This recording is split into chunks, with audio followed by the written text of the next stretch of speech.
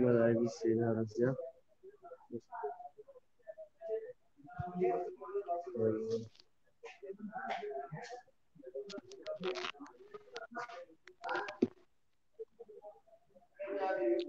Ashama harka fuunee kabajamtootaa fi jaalatamtoota hordoftoota Oromiyaa Global Media har'a ilmaan Oromoo kan biyya Saawudii keessatti argaman qabadhee isiniin dhiyaadhee jira. Turtii kenna wajjin hanga isa dhumaa turtii kenna nu waliin turaa isin jedhaa isin affeera. Akkasumas ani kan isin waliin turu Makkiyaajii obboleessi kenna sarara irratti daayirektii mana hidhaatirraa kan argamu baga nagaan dhufte isin jenna.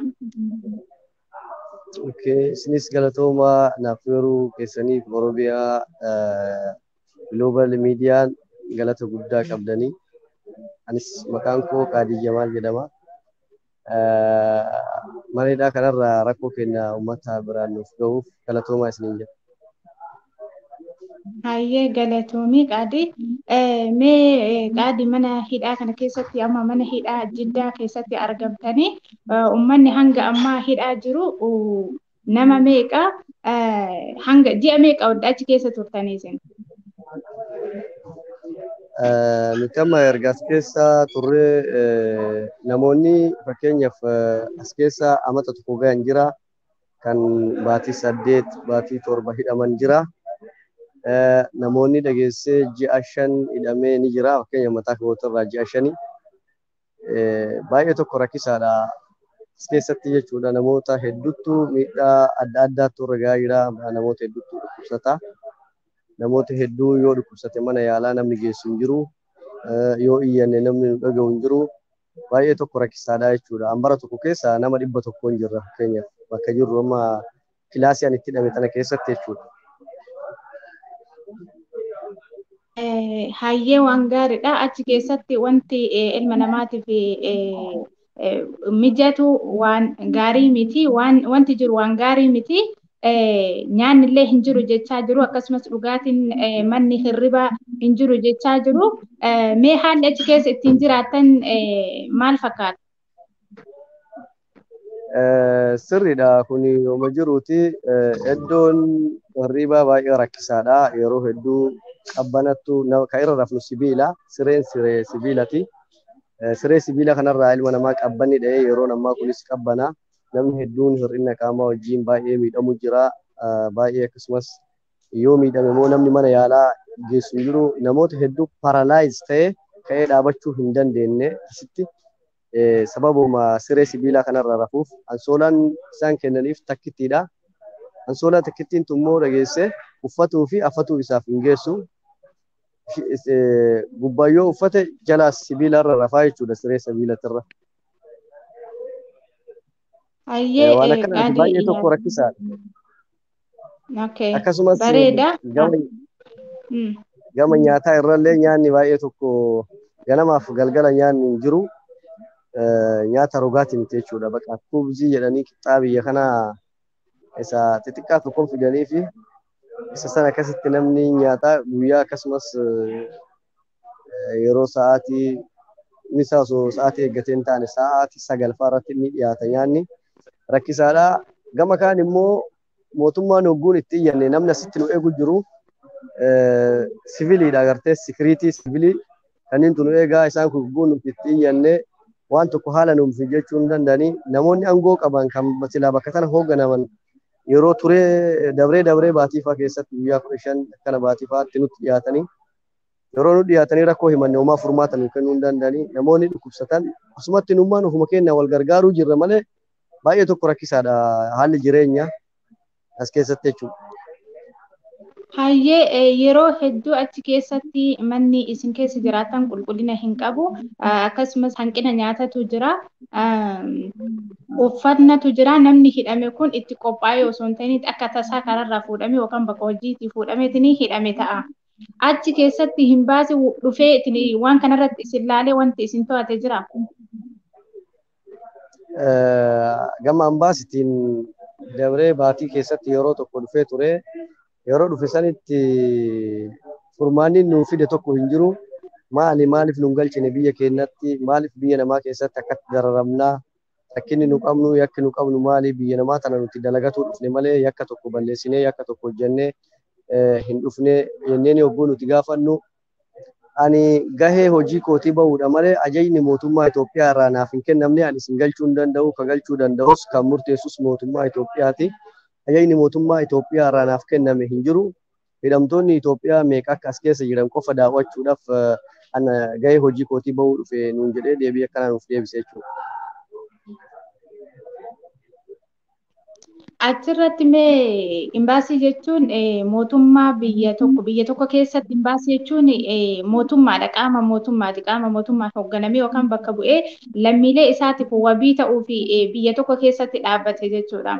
Imbaasiin sun akkamitti dhufeetini osoo waan takka yookaan gara biyyaa maaliif isin hin galchine yookaan achi keessatti furmaata yaani jireenyi namummaa akka isiniif kabajamu maaliif jireenya akkasii isin kabachisiisuu dhaban maaliif immoo kara biyyaa isin galchuu dhaban yoo kan hin danda'amne taate maaliif gad isin dhiisuu didan?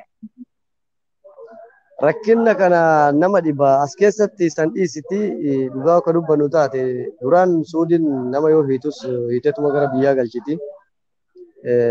Erguma amma dhageessee mootummaa keessantu karaara baasee karoora mootummaan keessan baaseen jedhaniit waan biraa dhiise as keessatti horii namni dalagate namarraa saamuu jira. Poolisa Suudiitiin jechuudha. Mobaayila namarraa guuratanii mobaayila as keessatti dho'isaadhaan qabannaa fattashanii nurraa guuranii as keessatti isaanuma mallaqa guddaa kafallee sikiriitii maas eeganii kan akkasitti bitanna jechuudha dhageesse kan silaa dura bitannee bakka dalagannee bitannee dhufne nurraa guurataniit as keessatti isaaniif mallaqa guddaa kafallee bitanna deebi'anii isaanuma nurraa fuusisaa kana maaliif nu gootan jennee hogguu nu gaafannu mootummaan keessan akka mobaayila tokko hin qabanne jedheetiin mootummaa keessantu ajaja kana dabarsee nuun jedhan garuu rakkinni mootummaa keessan biraa nuun jedhanii deebii nuu kennan isaan jechuu yeroo asitti mee eenyutu isinirraa fuusa imbaasiitu isinirraa fuusa moo mootummaa biyya kanaatu isinirraa fuusa? Mootummaa Itoophiyaatu isinirraa fuusisaa jira nuun jedhanii kan nurraa fuudhu garuu poolisa Suudiiti. Poolisa Suudiiti kan nurraa fuudhu kan mobaayila nurraa guuru kan mallaqa gufatashanii mobaayila argan mallaqa wati boorsaa qabaatte mallaqa sirratti hin dhiisan. Mallaqas amaanaa kaayadhu siin jedhanii ka fuudhan tura amaanaa sayyoo ati hin kaayatin isaan biraa yoo seentanii mallaqa hedduu sirratti argan ni fudhatan. Haalli jireenya baay'ee rakkisaadha as keessatti addunyaan dhageessee homaa waan naagaluu dide tokkotti jira. Mootummaan Suudii gama tokkoon mootummaa keessan isin galchuu dide nuun jedha. Mootummaan keessan isin galchuu dide nuun jedha. Garuu nuti mootummaa keenyatti mana hidhaa keessa namni jiru hidhamaadha. Mootummaa keenyatti iyyachuu hin dandeenyu, uummata keenyatti iyyachuu hin dandeenyu. Akkaataan isaanuu dhibee jechuudha. Ofiif furmaata tokko nuuf godhuu hin jiru. Mootummaan gama mootummaa Suudiitiin. Gama mootummaa Itoophiyaatiin ambaasii yeroo dhufu lammiitii as keessa rakkate jedhee wanni inni furmaata nu godhaa tokko nu godhe tokko hin jiru. Namoota dhibaman kan itti nuti argisiifnu kan dhageessee as keessatti dhukkuba adda addaatu jira yeroo ammaa kana dhukkubni agartee akka dhukkuba agartee namni qaama cittaa'uudha. Dhukkuba asaasii yaadanii bakka namni akkanumatti of hooqee qaama cittaa'uu dhukkuboota adda addaatu jira agartee. Kanaaf furmaanni nu godhame tokko hin jiru jechuudha. Oomu hundaanuu yakki nuti dalaynee mana hidhaa kana keessatti taa'aa jirrus na dhibee dhugaa rabbii yookaan dubbannu taate dhukkuba sukkaraa dhukkuboota adda addaatu jira jechuudha si galee. Kanaaf namni furmaata nuu kennan jiru gama mootummaa Suudiitiin illee gama mootummaa Itoophiyaatiin illee. Baay'ee nama gaddisiisa. Uummanni kun uummanni hedduun mana tokko keessatti bifa qulqullinni hin jirreen bifa nyaanni hin jirreen achi keessatti ji'a hanga kanaa turanii mootummaa malee mootummaa dhabuudha. Mee hanga ammaa uummanni kun maaliif qabeenya keenya saamsisa jettaniitiin hin yaaddan waan akka mobaayilaa waan akka mallaqaa wantoota amma nu ibsaa jirtu kana qabeenya kana maaliif isinirraa saamsisan? Kuni yogguun gaafannee jennu isaan kun deebiin isaaf nu kennan amaanaa kaayadhaa gaafa galtan fudhattanii jiran. Amaanaa kaayadhaa gaafa galtan fudhattanii jiranii namni silaa galuttuu hin jiru waan qabu namni ofirraa achi amaanaa kaayatuun kun dhageessee akkami kan jiru waan kun dur hin jiru jechuudha. Namoonni amma fakkeenyaaf duraan karaa kana deemanii deebi'anii gara biyyaa galanis waan akkana hin argine yoo akka meeshaa shaanxaa waan adda addaa taate malee waan akka mallaqaa amaanaa kaayadhaan hin jiru amma maaltu dhufe kan jiru namni agartee dhoysee kanumatti qabata. Kana yoo fuudhan amma immoo hin deebisan. Mobaayila kallattii namarraa yoo fuudhan dhufanii seenanii fattashanii hogguu guuran hin kennamu amaanas namaaf hin kaayamu jechuudha. Yeroo duraa garuu namatti himan. Waan kana waan isaan dhibee garteeti. Mobaayila maa guutan jennee hogguu gaafannu waa'ee mobaayilaa mootummaa keessan ka Itoophiyaattu akka mobaayilli tokko hin qabanne hidhamtoonni nuun jedhe jecha jedhu nuuf deebisan deebii.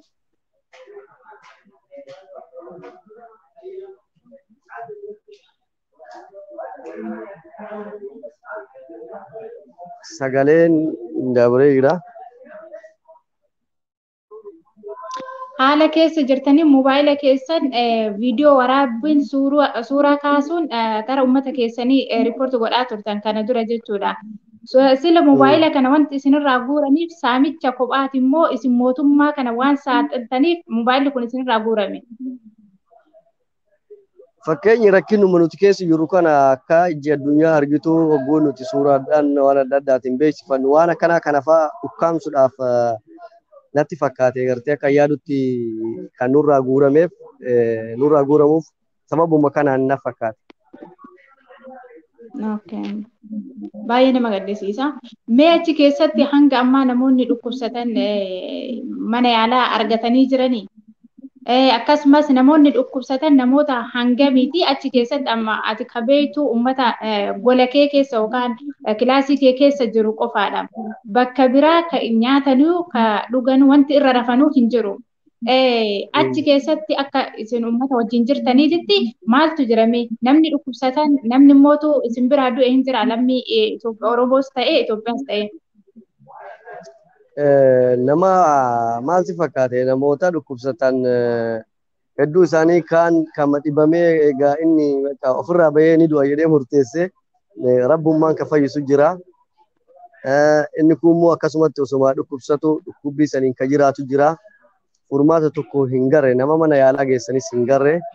Mana yaalaa qaxaroo godhan maqaa qaxaroo godhanii yogguu qaxaroo godhan isaan sikiriitiin as eegu haga sa'aatii ofii sa'aatiin isaa murteessaa haga ganamarraa sa'a 6 yoo eege siifin himadha booda kaantu dhufaa kun illee osuma akkas jedhu wal jijjiira gama silaa agarteeti warra isaaniifis heeyyama kennee asii gannu baasu san biraa nuu gaya natti hin fakkaanne isaan sayyogguun dhufanii isaan gaafannu abshii rakkoon qabu jedhaniituma deemanii homaa furmaata akkasiin agarre rabbumarraa nuuf fayyisaa jira malee namoota dhukkubu as keessatti illee waan garee namoonni gara biraatti ambara biraatti dhukkubsatanii du'anis ni jiran garuu ambara nuti amma kalaasii nu keessa jiru kanaa miti akka odeeffannoo ijoolleen nu himanii bilbilaan warri bilbila qabu hogguu walii bilbilu waan akkanaa kunniin ni jira garuu bakka nu jirru tana keessatti nama du'e hin garree gammaatti.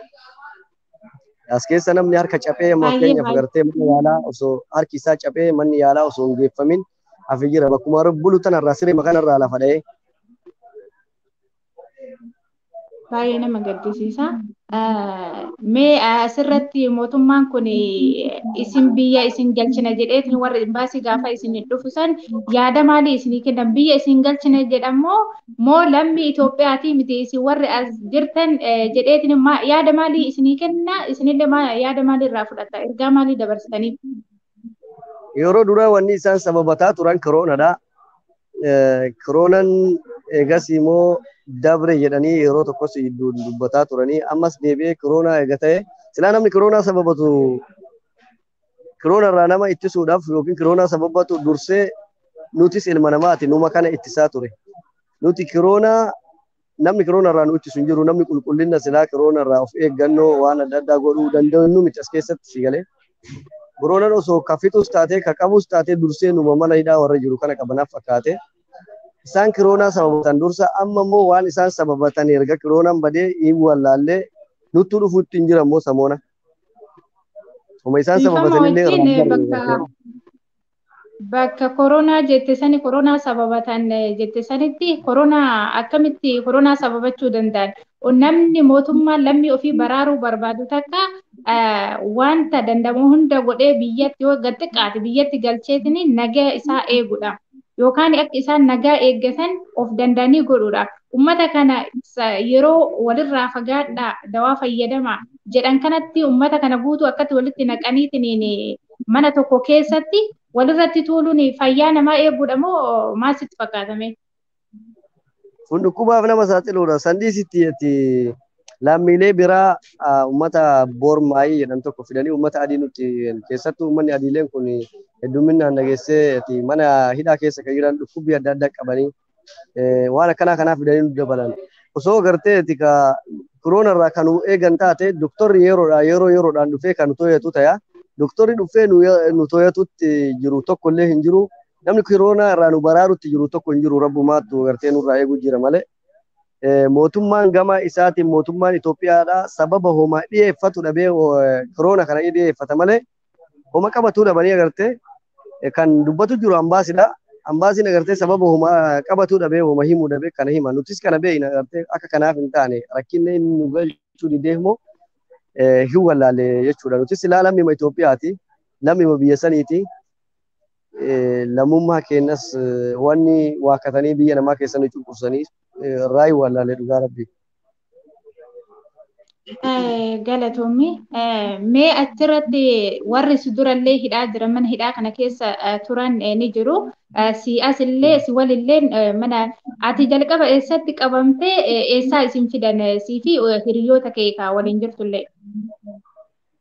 Ani Naajiraanitti qabamee Naajiraan irraa gara Jiddaa dhufee jechuudha. Naajiraanitti baatii 2 hidhamee gara Jiddaa dhufe.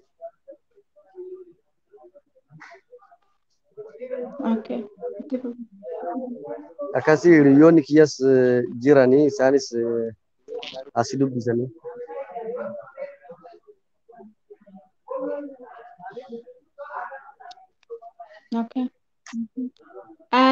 Erga Naajiraan irraa dhuftanii bubbultanii turtanii mee hangam takka mana hidhaa san keessa turtanii ilmaan Oromoo akkasumas sabaaf sablammiin biyya sanii osoo furmaata takka hin argatin hangam takka turtanii jirtan? Namoonni amma keenya hangama kootiin hiriyoota waayilaan kiyya wajjin warra achirraa dhufe wajjin hanga baatii 5 warri geenye jira, ka baatii 7 jira, ka baatii 8 jira, kan waggaa 1 ga'e jira. As keessatti kan waggaa 2 jira. Namoonni waggaa 2 gartee itti turan. Inumaas fakkeenya warra gartee. Yakki isaanii maali jettee tiniin maal hojjetan yakka maali hojjetan waggaa 2 kana guutu kan mana hidhaa keessa turan yakka maali hojjetan? Namoonni gartee yakka gartee ka fakkeenyaaf shakkiidhaan waan adda addaa irratti akka namoonni qabaman dhageessee kan waggaa 2 turaniit erga qadiyaa hidhaa san fixatanii gara galiinsatiif mana hidhaan jiru kana geeffaman osoo hin geeffamin as keessatti nu wajjinuu hafan jiran jechuudha namoota akkana kanneen ture. Ayyee baay'ee galatoomii mee takka viidiyoo kee achi naannessitee uummata kan nu agarsiisuu dandeettaa? Yookaan immoo namni yaada qabu yaada isaa dabarfachuu danda'u asumaan nu affeeruu danda'a. Yoo dandeettu taate nu dhiyeessi. Okay, viidiyoo ayyee namni ni jira.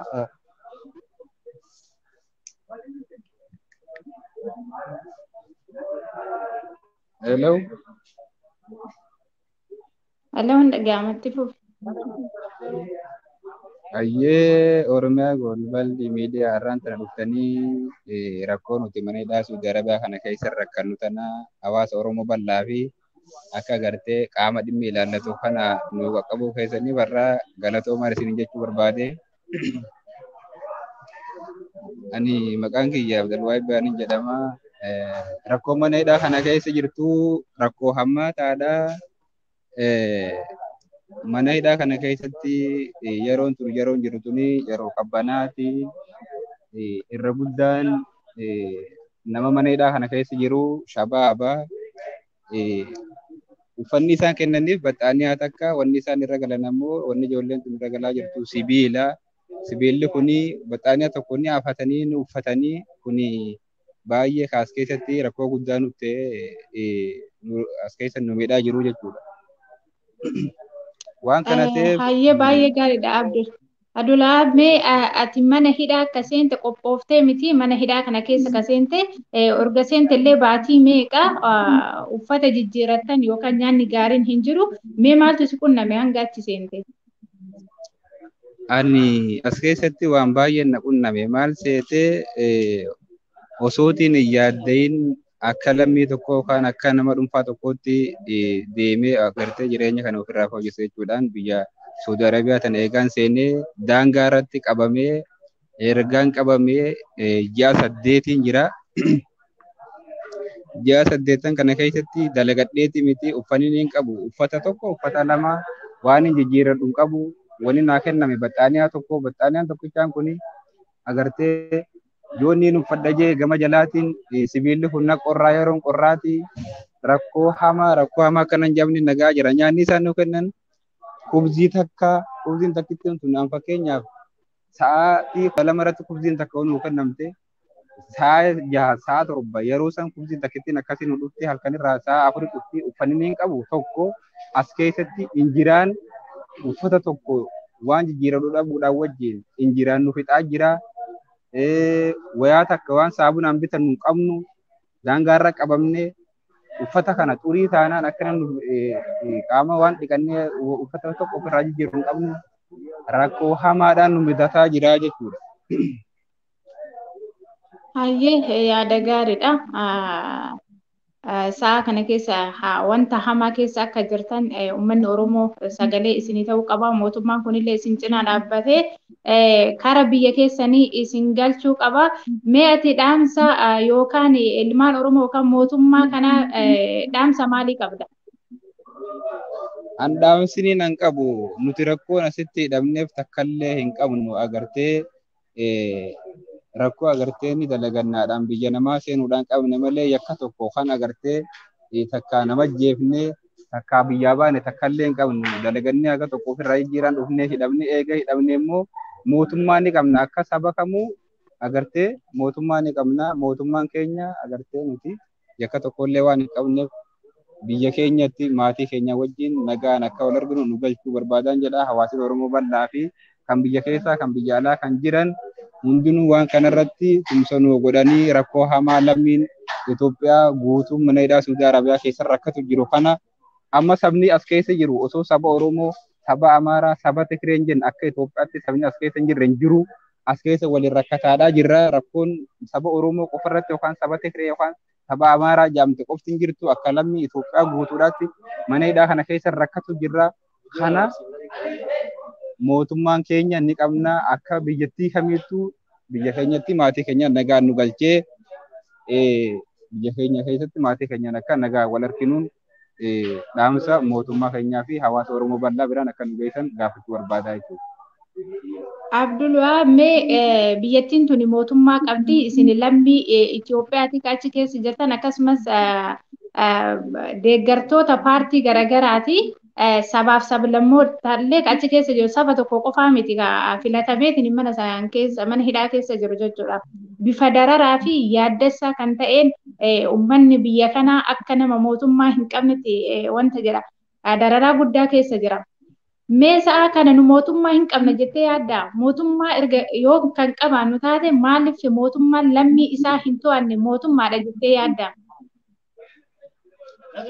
Kuni maal seete mootummaa hin qabna mootummaan kan qabnu akka feetellee taatu quba fi ajaa'ullee muranii firaan darbanii jettu Oromoo maayite akka feetellee ilaalchi biyyattii Itoophiyaa keessa jirullee yoo agartee ilaalchi wal qoqqoodinsaatii fi ilaalchan taaneen qabatanii yookaan deeman taate hamaa bareedaa biyya namaarra hamma biyya keenya keessaa turanuu jira waan ta'eef mootummaa hin qabnaa agartee sun ilaalcha hanqina irrina isaaniiti suni irrina isaaniiti malee nuti mootummaa hin qabnu hin jennu maaliif waan isaan ammoo nu galchuu dhabaniif tuni yaada mataa kiyyaa qofa osoo hin taane nama hundaadha rakkisaa jirti kana waan ta'eef mootummaan keenya toluus hammaatus kanuma keenya irra nu jira waan ta'eef hin qabnaa akka nu galchu ammallee abdii qabnaa jechuudha maaliif eessayyuu bakkidhaan hin jirtu biyyatti qabnu Itoophiyaadha biyya biraa waan hin qabneef nutti hammaattus nutti toltus dheerattus gabaabbattus bakki itti gallu bakka biraa waan hin qabne biyya Itoophiyaa jedhamtu malee biyya biraa waan hin qabne waan ta'eef mootummaa hin qabnaan jedhaan irraas boruun. Hayyee galatoomii yaada bal'aa nu kennuu keetiif asumarratti mootummaa ni qabna jetteetiin turte mootummaan eeyyeen eenyuma jira. haa ta'u mootummaan lammii ofii to'atuu qaba. Yeroo rakkoo tana keessa yeroo koronaa kana keessatti mootummaan qabaatee dhiisiti kadhateetini lammii ofii yeroo tana dhukkuba keessaaf dhukkuba irraa baraaru wantoota garaagaraa rakkoo garaagaraa irraa akka hin saaxilamneef jireenya isaanii eeguuf jecha waa baay'ee godhaa jiraniin jira. Amma isin mana hidhaa keessatti rakkoon mootummaan kun isin dhiiseef maaliif jettee yaadda? Moo isin yoo biyya galtan rakkina addaa biyya keessa uumtan moo yoo as keessa teessan faayidaa mootummaa kanaaf qabdan? Tokko an akkana yoon jedhe garuu kun xiqqoo natti ulfaataa. Kana garuu ilaalcha mootummaa Itoophiyaa ta'uu danda'a beektaa? Ilaalcha mootummaa Itoophiyaa ta'uu danda'a. Namni kun asii gubataadhaa jira. Nama asii gubataa jiru kana yoon gabbuuse ijoolleen sun shabaabaa miidhaa daranuu biitti waan rakkoo guddaa keessa jirtuuf biyyattii kanarratti ammas dhiibbaa addaa natti uumuu danda'anii jedhanii hoogganoonni Itoophiyaa kun yaaduu malan. Garuu maaliif nuti maatii keenyarraa asin rakkataadhaa jirra. Murtee agartee hidhaa murtee hin qabne biyya namaatti as keessa rakkataadhaa jirra. Haqaadiyyaa jedhame itti murtooyteeti alhamdulillah jechaadha. Guyyaarraan guyyatti imaanaan qalbii isaatiin ta'a nuti arramoo boruudhaan rakkataadhaa jirra. Kana garuu ani wallaahi na dhibde rakkoo ilaalcha Itoophiyaa qabaachuu rakkoo ilaalcha Itoophiyaa ta'uudha mala. Nuti garuu akka keenyatti waan takka gabbuunee yookaan biyyattiidhaa girgireessinaa waan jennu takka illee hin qabnu. Maatii keenyaan nagayaan gabbuunee wal arguudha barbaanna. Maaliif yakka tokko illee hin qabnu gabbuuneetis mootummaa kanarratti dhiibbaa gaggeessina waan jennee yaadne illee hin qabnu halkanii guyyaa aduu arguudhaaf qilleensa tokko gabbaanii harkachuudhaaf agartee kanaatu yaaddoo guddaa keessa nutti ta'uu jira jechuudha. Namni kun kaas keessa sammuun isaa shirtaate tokko lamaa miti. Kaas keessa nyaataa dhugaatii wallaalee hara deemu wallaale tokko lamaa miti. Nuti mootummaa irra dhiibbaa geessinaa jennee waan yaadne hin qabnu garuu immoo maatii keenyatti nagaan gabbuunee wal harkinee maatii keenya wajjin jiraachuudha barbaanna. Yoo mootummaan nu yaade immoo agartee biyya keessa gannu buusee akka nagaa maatii keenya wal nu harkisiisu godhuu barbaade suni agartee mootummaa Itoophiyaati. An waan akkasii garuu ilaalcha isaanii ta'uu yoo taate malee ilaalcha akkasii waan yaadne tokko illee hin qabnu jechuudha akka mataa iyyaa. Baay'ee galatoomii. Abdullaa mee asirratti mootummaan kun haalli amma biyya keessatti deemaa jiru haala gaarii miti. Haalli siyaasaa biyya keessa deemaa jiruu fi akkasumas uummanni biyya keessatti bakka garaagaraatti dhumaatirra jiruu fi haalli siyaasaa kanaa fi rakkoon isin mana hidhaa kana keessa jirtu isinirra jirtu wal fakkaatti jettee yaadda? Yaadni walitti dhufte jettee yaadda? Ani waan kana keessatti haala biyyattiin irra jirtuu fi haala agartee ijoolleen lammiin Itoophiyaa sabaa sablammoonni Itoophiyaa mana hidhaa kana keessa rakkataa jirru kanaa wajjin waan walitti dhufe natti hin fakkaatu. Maaliif ka biyya keessa jiru rakkoon biyya keessa jirtu asitti waan nu hiitee nu rakkiftu takka hin jirti jedhee hin amanu akka mataa kiyyaatti. Maaliif jedhi kan rakkoo qabu biyya keessa jira. Nuti waan takka waan rakkoo qabnu hin qabnu fakkeenyaaf waan nuufi agartee rakkoo biyya keessaa waliif fide takka illee hin qabnu. Ka biyya keessa jiru hamtuu dalaguus toltuu dalaguus biyya keessa jira. Nuti immoo akka nama tokkootti jijjiirra jenneete kan biyyaa baane. Malee mootummaan Itoophiyaa fedhu agartee ajjeese fedhu buqqaase waan takka waan achi keessaa nuti suni rakkoo mootummaati ilaalcha agartee rakkattoota mana suudii mana hidhaa suudii keessa jiruun waan wal qabataa takka illee hin qabdu. Maaliif nuti shabaaba warra asitti hidhaa mana hidhaa Jiddaa keessatti argamu kuni dargaggeeyyii humna oomishaati. Dargaggeeyyiin humna oomishaati asii walitti qabamtee as keessa rakkataadhaa jirti. Kana as keessaa gabbuusee fuudhee galfatee mari'achiisee agartee humna oomishaa tana irra bobbaasee fuula duraaf waan karoorfate san isaaniif beeka biyyattiin illee yoo girgirii keessa jiraattu san garuu marii fi hawaasa agartee bal'aa uummata Oromoo beeka mootummaa Itoophiyaadhaaf beeka waa'een akkana jedhee murteessu takka illee hin qabu. Ka biyyattii Itoophiyaa rakkoo walumaan beena walumaan quba qabna. Kallattii hundaan biyya akka miidhamaa jirtus akka shororkaan gaggeeffamaa jirtus waliin beeyna.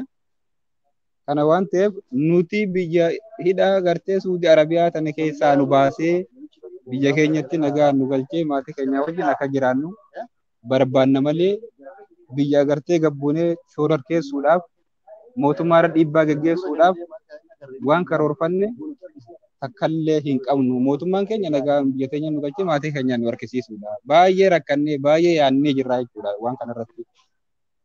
Kan waggaa fi ji'a lama waggaa ji'a ayyee isinillee baay'ee galatoomaa. Baay'ee galatoomii asirratti mee Abdulwahaab ijoollee mana hidhaa keessa warroota mana hidhaa keessa jiran kanarraa mallayni yookaan immootu moobaayilli isaanii irraa saamamaatiin jira. Sa'a moobaayila harkaa qabanitti sagalee dhaggeeffataa turanii addunyaan isaan argitu viidiyoo yookaan suuraa kaasanii gadhiisaa turan. Mootummaan biyya keenyaa wanti isinitti ajajeen yookaan telefoona tarkaanfii telefoona isinirraa fuudhamuu wanti ajajeef wanti kun akka hin saaxilamneefi jedhan. Mee maaliif achirratti mootummaan kun wanti sun akka isa dhuguma akka isa inni hin saaxilamneef immoo maaliif moobaayila sana isinirraa goosisan? Kuni kanuma wanni biraa waan suuqan tullaa waa dhoysuun nama dhibdii jettee Oromoo maayitee. Maaliif kuni kanuma maaliif rakkoon as keessa jirtu tuni rakkoo ulfaataadha. Rakkoo ulfaattuu agartee miidhaa adda addaatiin nurra deemaa jirtu tana akka agartee hin saaxilamne akka addunyaa irratti ol baafnee waan takka ibsachuu ittiin hin dandeenye.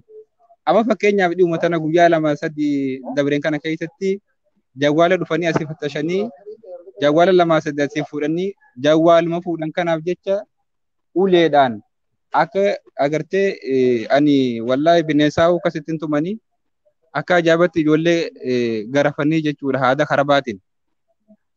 Kana ol baasanii rakkoo akkeessa jirtu waan agartee biyyattiin addunyaan tun akka hin agarre akka nuti hin saaxilamne waan agartee Itoophiyaan ergaa akkanaa tana gama Suudii kanatti as dabarsitee na fakkaate tuni haqa kun haqa jiru haqa agartee jiru wani dhoysan hin jirtu yoo waan kana gaafanne maaliif jawwaalli kun irraa fuudhama hidha ammaa duraas mana Suudii Arabiyaa kana keessatti hidhamneet magaalaa jirra wanni akkana nurra geggeeffamtee hin jirtu maaliif jennee yoo gaafanne mootummaa keessanii akkan isin godha malee nuti waan gama keenyarraa isinirra geggeessine miidhaa takkallee hin qabnu nuun jedhan sekuriitiin asiin ho'idu jechuudha. Kuni sirriidha. Kun waan haaraa arraan tan bara agartee kanarratti nu mudatee jechuudha. Hidhamne ammaa duraas waan akkanaa tan mudatu harkaan jirru waan takka maallaqa agartee yeroo qabamne san waan qabnu hunda eega fuudhanii amaanaa kaayyadhaa jedhanii amaanaan kaayyatan tuni arraaf haaraya maaliif akka amaanaan kaa'amtu tuni nu hin barre jennee gidaa dhufne hin fuudhamaa nuun deebu hanga maallaqaatti jechuudha. Waan takka nurratti nambisanii uffata lama yoo fakkaatte qaama kee irra jiru qofaan ol seenta saniin ala wanni takka wanni ol hin seentuun hin jirtu. Wanni kun hundi waan haaraa duratti uffata kee waan qabdu agartee maallaqa ta'e jawwaala ta'e waa hunda ol hin seenanteetiin torbaan lama torban tokko keessatti osoo hin dhaabbanne biyya keetti galta. Kuni agartee wama biyyatti wal qabateet haga asitti illee manidhaa kana keessatti illee wal qabatee asin rakkisa malee waan takka waan biraati miti kana godhaa jirus imbaasii yoo gaafannes maali wanni kun waan haariin mudate kun maali jennee yoo gaafanne waan takka waan isin godhuun qabu bakka waan agartee mootummaan gubbaan akka inni ta'uuf hojiirra oolchuudha. Kan agartee ani waan keessaa harka qabu tokko illee hin qabu. Waan agartee humna namaa ta'aa jirtu qofa adda baafadhee biyyattii agartee sila mootummaadhaatti gabaasa godhuudhaan jedhee gaafii inni nu deebise kanaa jechuudha. Kuni waan jiraati. Waan agartee haaraa bara kanarratti nurratti uumamee jechuudha. Baay'ee galatoomii mee qeerroowwan sibira jiran yaada ka dabarfachuu barbaadan yookaan dhaamsa ka mootummaa kanaaf dhaammachuu barbaadan isaanillee nu affeeri. Akkasumas mee mana hidhaa kana keessa maaltu jira akka uummanni Oromoo sabaaf sablammiin isinii arganiif jecha viidiyoo kee gamas deebisiiti mana hidhaa kana keessas nu garsiisi qeerroowwan si faana jiran kana dhaamsa akka dabarfataniif affeeri. Ayyamee obboleessa kiyya kanatti hin kennu. Okay. Ayyee. itti fufi. Viidiyoodhaan mee uummata si argisiisaa mana keessa deemnee ilaaltanii.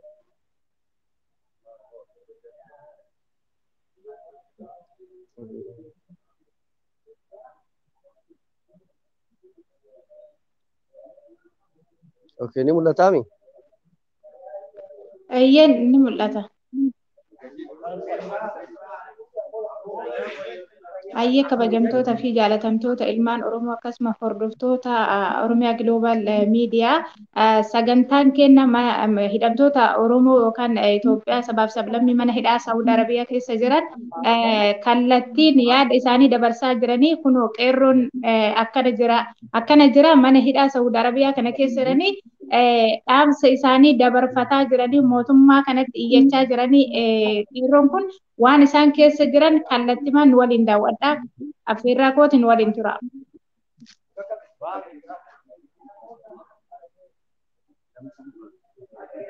Ayyee namoota hundaa si argisiisa.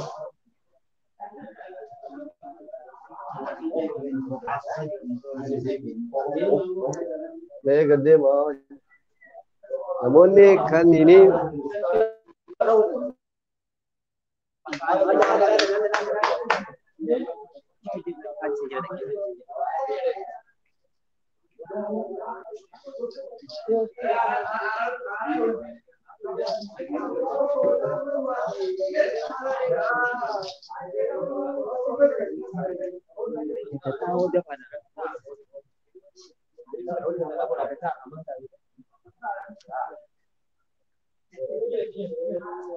Hello. Sidagaa uummanni akka sagalee isiniif ta'uuf jecha waan isaan isin irra jirtan uummanni akka isin daawwatuuf mootummaan kunillee akka isin dhaga'uuf jecha haala keessa jiran viidiyoo nu argisiisee galatoomi. Eeyyeen kunoo kana rakkoo akkanaatti irraa Oromoon addunyaarra jirtu nuuf haayyitu baay'ee tokko rakkataa jirra baay'ee tokko miidhamaa irraa namoonni hedduun amma kunoo gartee nama tokko kan harkisaa dhayamee dhibamu jira si garsiisa harkisaa kacabe namni mana yaalaa geesse hin jiru jechuudha nama kana. Kanaaf namni harka mana yaalaa isa geesse hin jiru. Dhiifama wajjin mee nuuf dhiyeessi obboleessa keenya ka harkisaa cabe. Okay, isa kana kallattiidhaan si dubbisanii.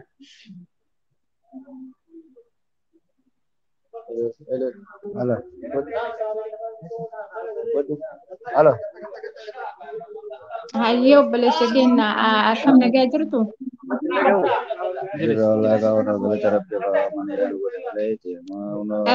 Mee kallattiin Oromiyaa Global Media irraa uummanni Oromoo hundi si hordofaa jira. Maal taateetiniin harki kee maas ta'e akkamitti cabuu dandeesse?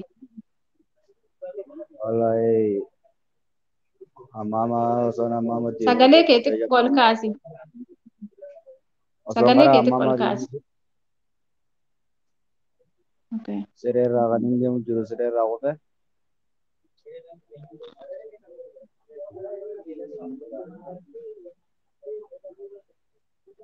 Maal hin dhagahamu?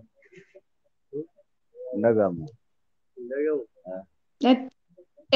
Yookaan sammaa kee irraa fuudhiti dubbadhu yoo kan dhagahamne ta'e. Dhagahamaa ammasitti? Amma hin dhagahama itti fufi. Sireerraa kan deemu qofee qalaas nama maamuma geessu dhabee qalaas osoo keessa ciqqachaa jirra. Sagalee namni garagalu jira isaa obboleessan biyya harkatu. Hayyee mee obboleessa keenya maqaan kee eenyu jedhamta? Muhammad Musaa Dinyamaa. Hayyee Muhammad odda hidhamte ati ji'a meeqa mana hidhaa kana keessa? Amma tokko kunoo. Amma tokko badii tokko malee mana hidhaa kana keessa jirta. Mee amata tokko kana keessatti namni nyaatatu dhugaati jira nyaata jira uffata jijjiirachuu jira mana yaalaa dhaqutu jira maaltu mirgi namummaa yaani uumamaan namni eegamuu fi qabu maaltu si eegame achi keessatti? Wanti takka wanti eegamee jirtu injiraan bittee jirtee wanti takkitee qabnu injiraan bittee jirtee qoqqoo taate qoqqoo gaan harkannoo amma mata bishaan mana taatu nurraan dhiqanii dhukkubni nu qofaa nu as keessa nu qabu maa nuti sodaannee jirra wallaahi waan akkanaati. Baay'ee nama gaddisiisaa. Rabbi isiniif haa birmatu. Mee sa'aan kun sa'a garmalee biyya kana keessatti qabbanni akka malee jirudha. Sa'a kana balaa xarraa yookaan miila keessanii qaama keessanii uffata hin qabdanii haala maalii keessa jirtan?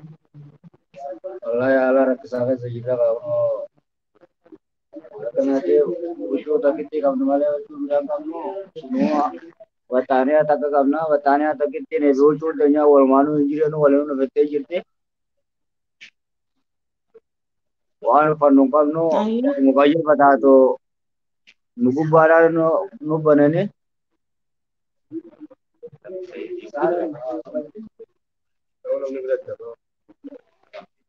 Mاشي. Odda cabxee harki kee odda cabee hangam geette odda harki kee cabee imbaasiin kee dhufeetini isin daawwanne yookaan maaliif mana yaalaa isin geessuu dhabe? Wallahi maatii shanii ambaasi illee nuftee numlaallee askarii taatu olaatu tumnee ni jennee alas boqoran majaanii namummaan wanni dhunjoo jiru akkasii dadhabnee deemnee kalaas akka keenya fannifannee taa'u jirra kun waan rabbiin nu eege wanni nu godhu nu eege nennee taa'u jirra kana ta'e.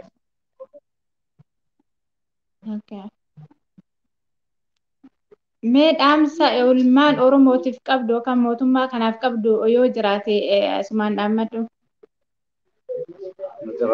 Nuti mootummaa ni qabna noo jennee tumaaf teenya kaayee jira kan nuti mootummaan keenya ofirraa biyya nu galfate amma bareeda ture.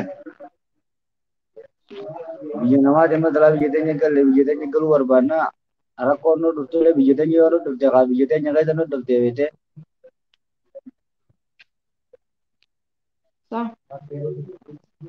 Waan akkanaati kaayee. Hayyee baay'ee galatoomaa rabbiin isin wajjin haa jiraatu. Uummanni Oromoo akka sagalee isiniif ta'uuf kallattiin isin ilaalaa jiru baay'ee namatti dhagama. Haalli isin keessa jirtan baay'ee tokko akka yaaddessaadha. Isin qofaa miti namni siree qabdanii yookaan birdilibsii takka qabdan ta'a. Kasan hin qabne san rakkataa hedduu rakkataa jiran hedduu isaaniitu jira. Ilmaan Oromoo ka daa'immanis ta'ee jaarsas ta'ee guddas rakkina guddaa keessa jiran sa'a ammaa tana.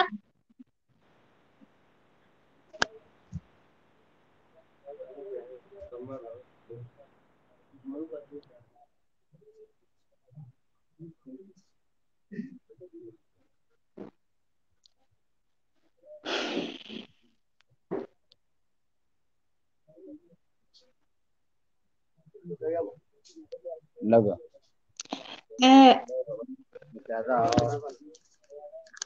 Hin dhagama dhiifama hin dhagama itti fufe.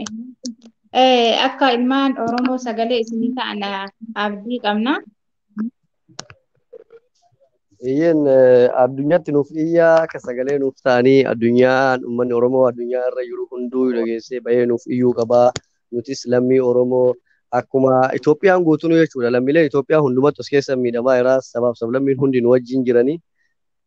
Kanaafuu rakkoo tana keessaa akka baanu yakka dalaynee hin qabnu biyya namaa keessatti miidhamuu jirra miidharra irraa kanuma isinitti dhaamannaa galatoomaa isin jenna. Hayyee isinillee galatoomaa kallattiin sagalee sagantaa kana nu dabarsuu keessanii baay'ee isin galatoomfanna. Rabbiin isin wajjin haa jiraatu galatoomaa isin jedha. Kabajamtootaa fi hordoftoota Oromiyaa Global Miidiyaa sagantaa keenya kanumaan xumurraa kan isin tole Makkiyaa Hajjiiti. Isin wajjin ture Makkiyaa Hajjiiti. Waan nu daawwataniif baay'ee galatoomaa.